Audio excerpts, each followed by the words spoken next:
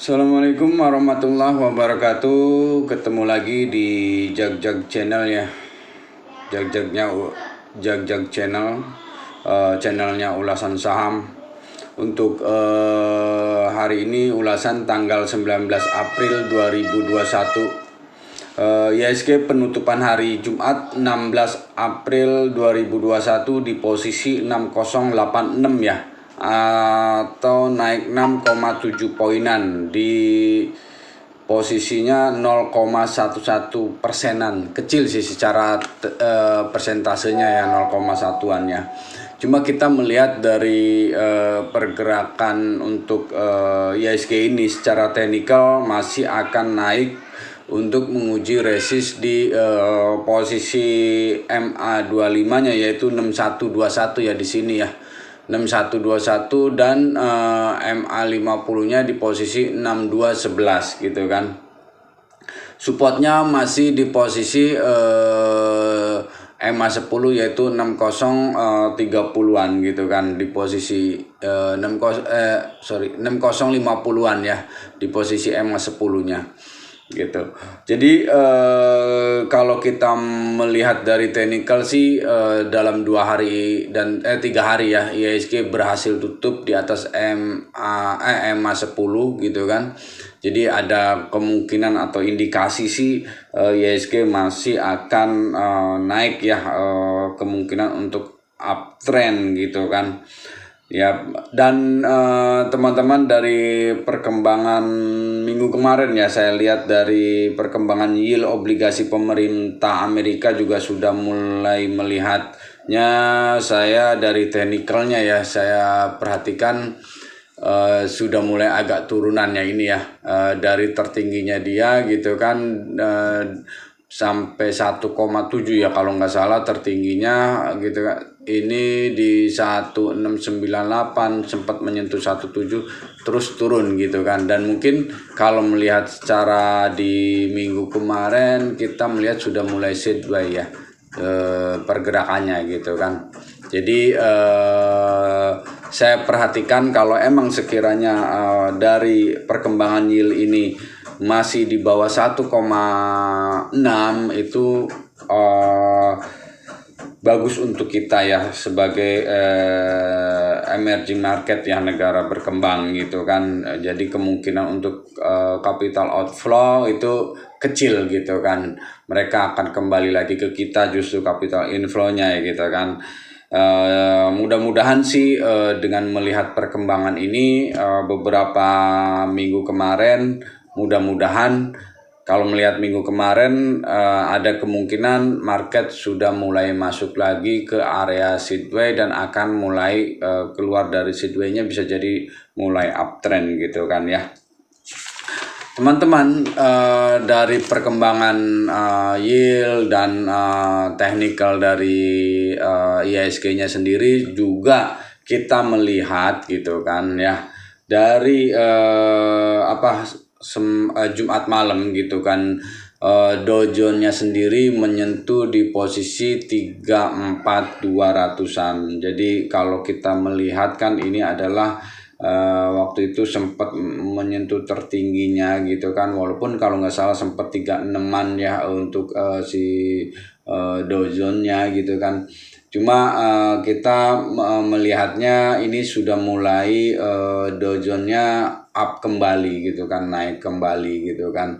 Nah, dan perkembangan dari komoditinya juga sudah mulai naik gitu kan. Jadi kemungkinan sih harusnya kita ikut ya, karena kita masih bergerak di area ini saja untuk IHSG ini gitu kan, masih belum break lagi tertingginya. Level waktu itu karena kondisi kita masih belum stabil ya untuk data-data ekonomi kita sendiri gitu kan. Jadi melihatnya investor itu, walaupun emang perkembangan dari beberapa emiten masih cukup lumayan bagus ya untuk di kuartal pertama ini gitu kan, menunjukkan adanya pertumbuhan gitu kan yang cukup lumayan bagus gitu kan. Mudah-mudahan IHSG dengan melihat dari dozonnya yang sudah level tertingginya gitu kan di 34.200 menyentuh itu, ya kita pun kemungkinan bisa kembali lagi bergerak di atas 64-an lah ya, intinya ya, kembali lagi 63, 64 di situ ya, untuk kembali sampai target berikutnya yaitu 68 gitu kan ya, untuk IHSG-nya sendiri.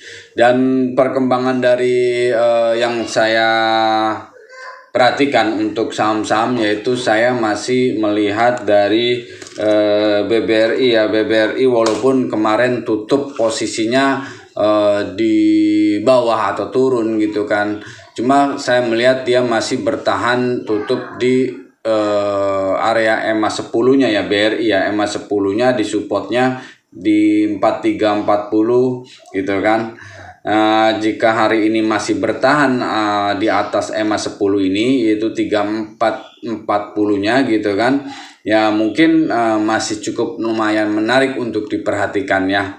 Jadi kita mungkin kalau bisa sih buy di area di atas MA5 ya, antara 43 sampai 4330 buy-nya area itu. Jika break naik kembali, dia akan menuju ke level 45-nya gitu kan ya. Atau posisinya jika dia turun di bawah 43 ya, kita mungkin sell dulu ya gitu. Itu teman-temannya untuk BRI ya gitu. Terus untuk berikutnya ada Antam ya. Antam dengan kemarin juga ditutup di posisi 2390 walaupun belum menyentuh resist Bollinger atas ya. Bollinger Band atasnya ini cuma sudah lumayan menarik. Dia selama 3 hari pun dia mempertahankan posisinya di atas EMA 10-nya ya gitu kan. Jadi ada kemungkinan untuk Antam untuk hari ini pun masih akan naik gitu kan, dan menuju posisi 2450-nya gitu kan ya. 2450 dia ada resist di situ, dan di MA 50-nya di posisi 25-an gitu kan ya. Jadi untuk Antam masih boleh diperhatikan gitu kan. Jika posisinya dia antara di 2350 ya, mungkin kalau saya sih masih menarik ya untuk beli ya, kalau antara di situ gitu kan.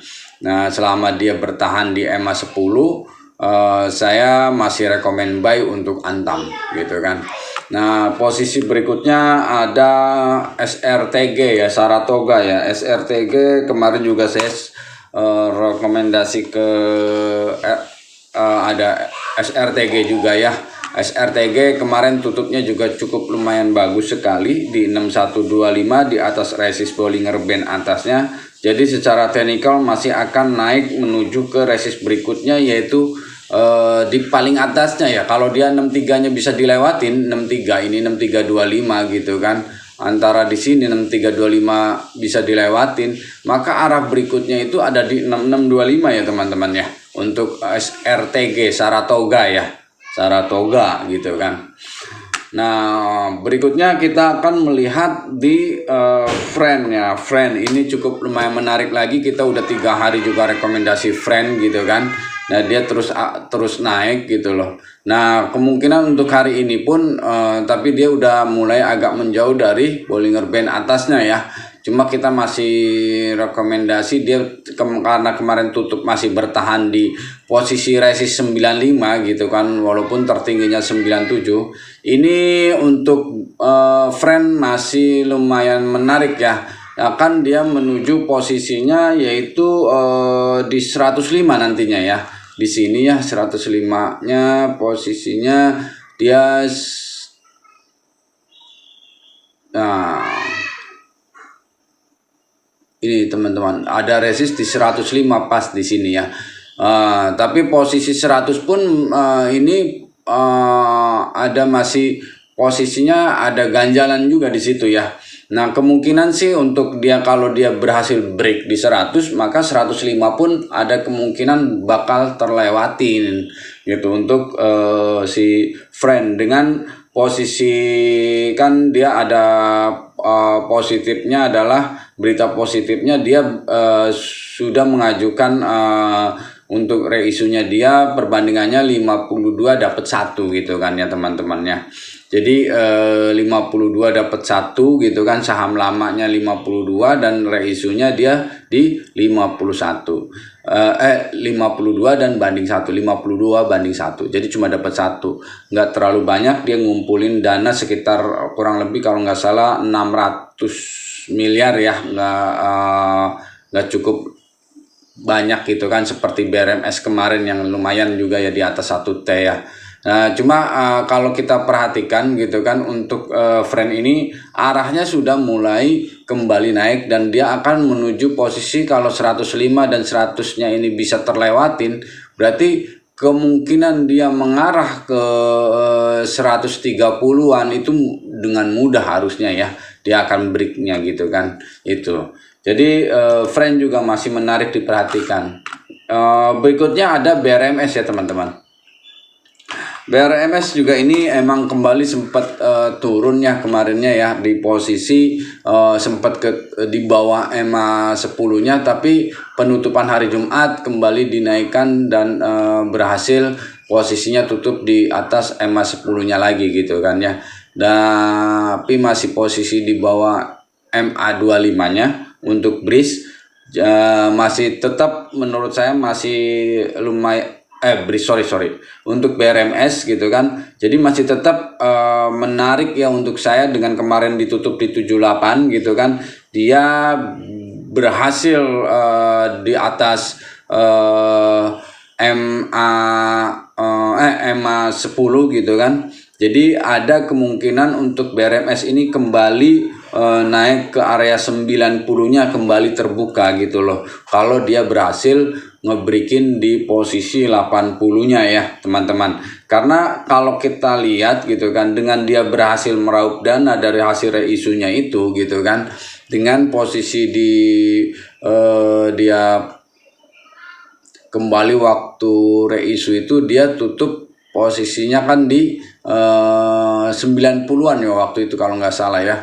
Terus dia turun dan sekarang sudah mulai stabil di posisi sininya ya, 74 paling rendah, dan dia akan naik lagi gitu kan. Nah teman-teman, masih menurut saya selama dia di atas posisi 74 ya, dia untuk BRMS ini cukup lumayan menarik untuk diperhatikan, apalagi kalau misalnya 80-nya bisa break ya, maka targetnya di 90 kemungkinan besar akan tercapai gitu kan di Bollinger atasnya ini. Itu teman-teman yang bisa saya ulas untuk hari ini adalah friend BRMS, BBRI, Antam dan Saratoga ya. Kalau mudah-mudahan apa yang saya ulas ini bermanfaat untuk teman-teman semua. Tapi tetap ya saya ingatkan bahwa ini ulasan hanya sebagai ulasan, bukan untuk mengajak teman-teman membeli atau menjual saham ya gitu kan. Ini hanya untuk membantu arah teman-teman dalam berinvestasi di pasar modal khususnya saham gitu kan. Bagaimana pergerakannya, tetap keputusan ada di tangan teman-teman semua. Apa yang mesti dilakukan, resiko ada di teman-teman semua ya. Oke, gitu aja yang bisa saya sampaikan. Terima kasih. Wassalamualaikum warahmatullahi wabarakatuh.